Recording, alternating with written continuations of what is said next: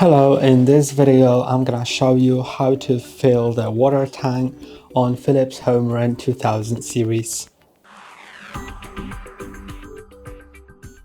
To do it, you need to first take the water tank out, and to do it, press on this blue button right here, then take the tank out, and it's connected with the dustbin. So in order to fill it, you don't need to detach the dustbin, you just need to open this door right here.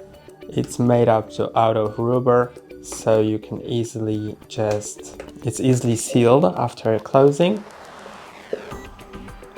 and you can just fill the water in. It should be just clean water without any detergents, and then you can close it and put the water tank in the same way as you've taken it out until it clicks. And that's all for today. Don't forget to like and subscribe. See you next time.